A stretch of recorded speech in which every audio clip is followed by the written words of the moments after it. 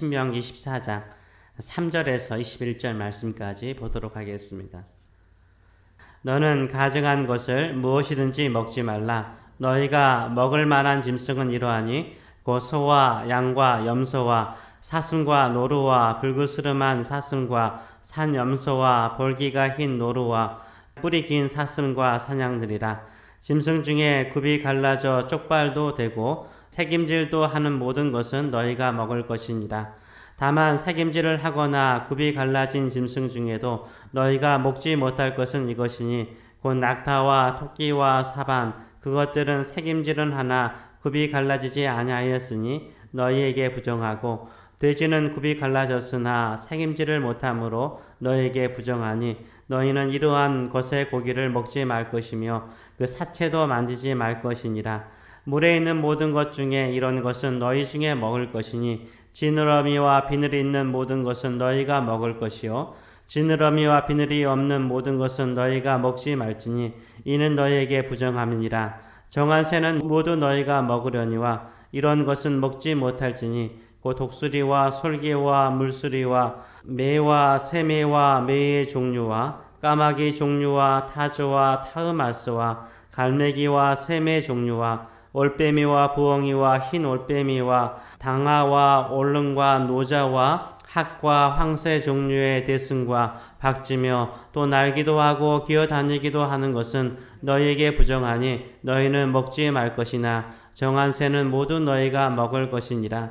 너희는 너희 하나님 여호와의 성민이라. 스스로 죽은 모든 것은 먹지 말 것이나 그것을 성중에 거류하는 객에게 주어 먹게 하거나 이방인에게 파는 것은 가하니라. 너는 염소 새끼를 그 어미의 젖에 삶지 말지니라. 아멘. 오늘 이 말씀을 가지고 핏속까지 하나님의 말씀이 스며들어야 합니다 라는 말씀으로 같이 은혜를 나누기로 원합니다. 오늘은 이스라엘 백성들에게 먹어야 될 음식과 먹지 말아야 될 음식에 대해서 나누고 있습니다. 우리가 신약에 와서는 이 모든 것에서 우리가 자유합니다. 그래서 어느 것이나 우리가 덕이 되는 모든 음식들은 우리가 먹을 수 있으니까 우리가 그리스도의 십자가 안에서 음식에 관하여서는 이미 자유함을 얻은 것으로 믿고 이 말씀을 받으셨으면 좋겠습니다.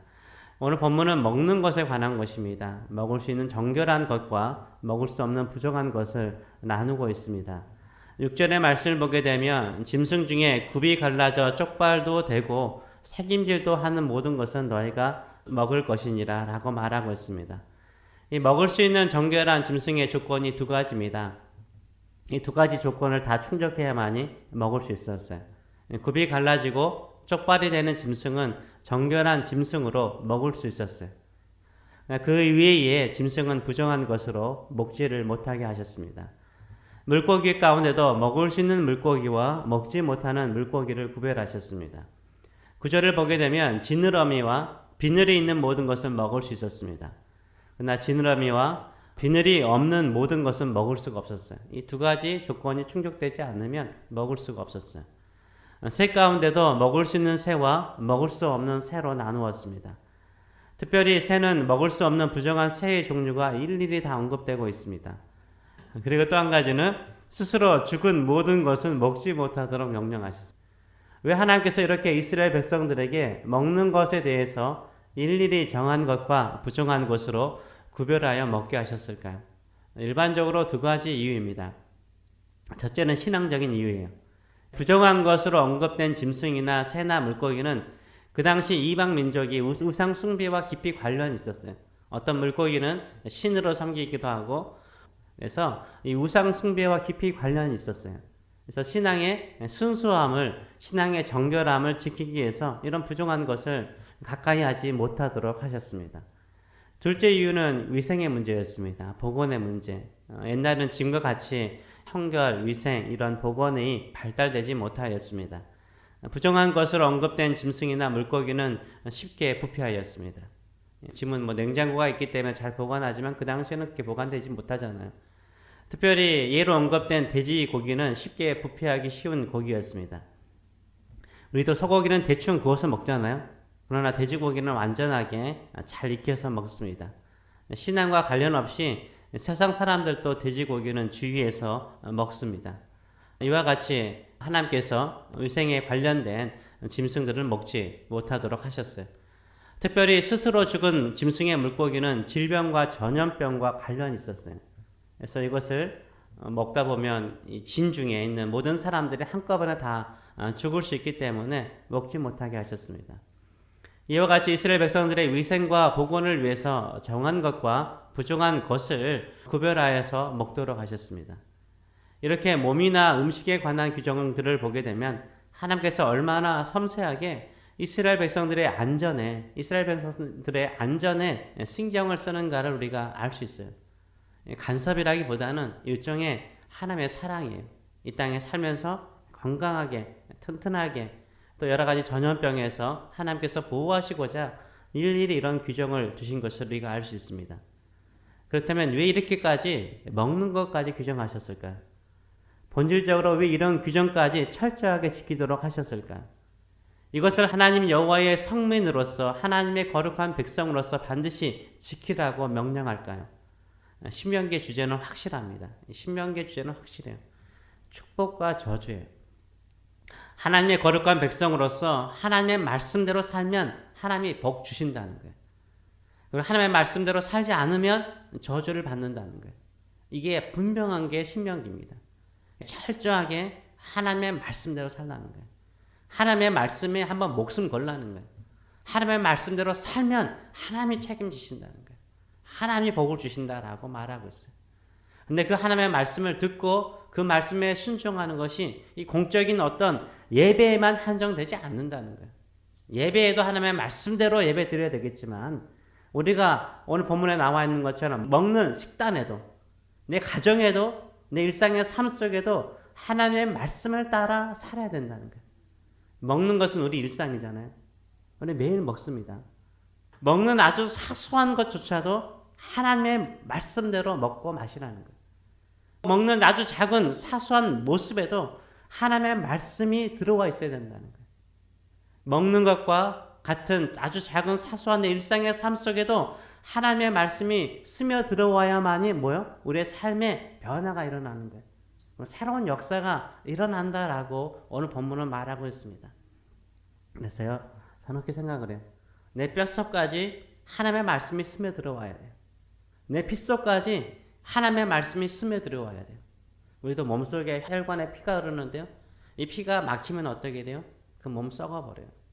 근데 지금 우리가 건강하게 이렇게 온 몸이 움직이고 신경이 움직이는 게 뭐예요? 피가 흘러가기 때문 아니에요. 마찬가지입니다.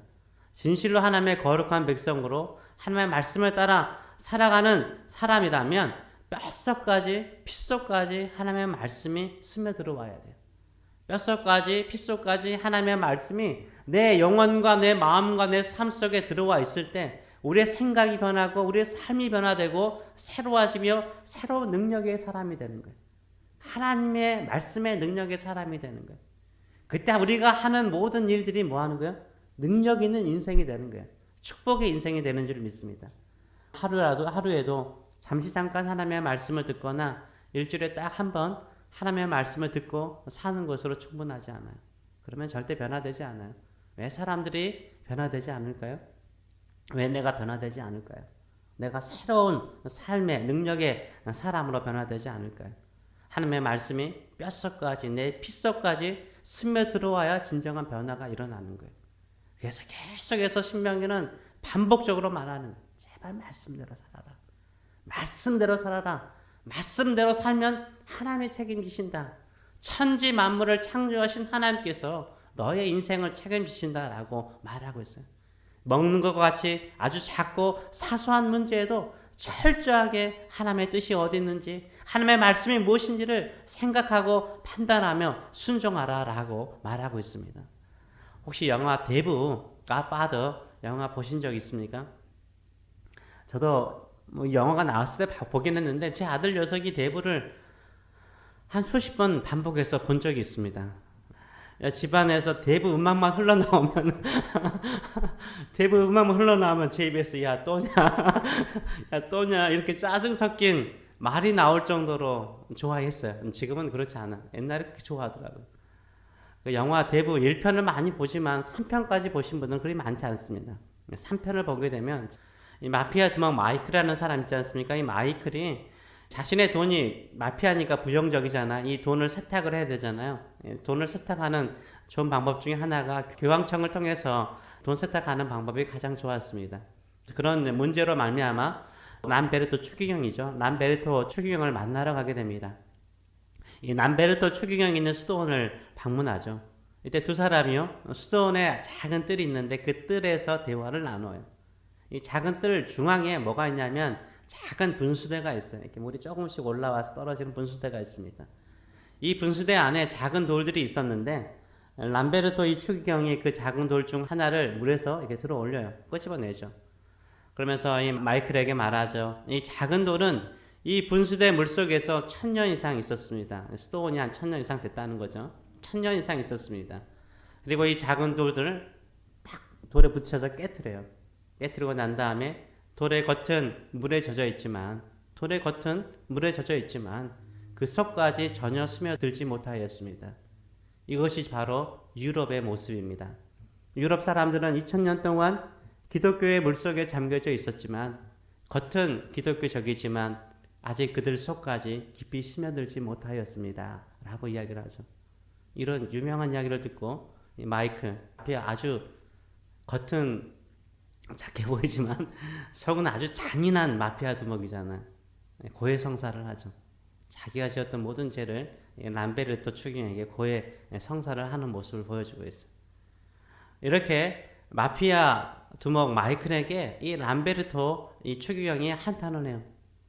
제가 이 장면을 보면서 충격을 받았어요. 왜? 겉은 기독교적으로 보이고 크리스찬처럼 보이지만 변화가 일어나지 않을까? 내면 깊숙이까지 하나님의 말씀이 들어가 있지 않기 때문입니다. 우리가 태어날 때부터 죽을 때까지 교회를 다니고 예배를 드리고 기도를 드리고 봉사하고 수많은 설교를 들어도 겉은 크리스찬처럼 보이지만 우리 속 깊이 하나님의 말씀이 스며들지 않으면 이렇게 되는 거예요. 저 여러분이 하나님의 말씀이 내 뼛속까지 스며들어가 있습니까? 내 핏속까지 스며들어가 있습니까? 하나님은 우리의 뼛속까지 핏속까지 하나님의 말씀이 스며들어가기를 원하십니다. 먹는 작고 사소한 일상의 삶에서 뿐만 아니라 우리의 삶의 작은 하나하나에도 하나님의 말씀이 스며들기를 원하십니다. 그때 우리가 변화되는 거예요. 그때 능력 있는 사람이 되는 거예요. 하나님이 쓰시기에 합당한 사람이 되는 거예요. 오늘 다시 한번 우리 자신에게 물어봅시다. 하나님의 말씀이 내 뼛속 깊이, 내 핏속 깊이 스며들어와 있는지, 하나님의 말씀이 내 뼛속까지, 내 핏속까지 들어와서 나를 새롭게 살리고 변화시키도록 기도하면서 아주 작은 일에도 하나님의 뜻이 어디에 있습니까? 하나님의 말씀대로 내가 살기를 원합니다. 기도하며 하나님께 지혜를 구하고 능력 있는 그리스도인의 삶을 살아가시는 저 여러분 되시길 축원합니다. 아멘. 기도하겠습니다. 살아계신 하나님 아버지, 우리는 겉으로만 이름으로만 크리스찬이라고 불리기보다는 우리의 모든 것들이 하나님의 말씀이 스며들어와서 하나님의 것이 되기를 원하고 하나님께 쓰임받기를 원하나이다. 오늘도 성령 하나님이시여 우리에게 역사하여 주셔서 우리의 내면 깊은 곳까지 주의 말씀이 들어오게 하시고 우리의 일상의 작은 부분에도 주의 말씀과 주의 뜻을 따라 살아감을 통해서 능력 있는 또 하나님의 말씀을 이루는 하나님의 뜻을 이루는 믿음의 사람들이 될 수 있도록 축복하여 주시옵소서. 감사드리며 예수님의 이름으로 기도합나이다. 아멘.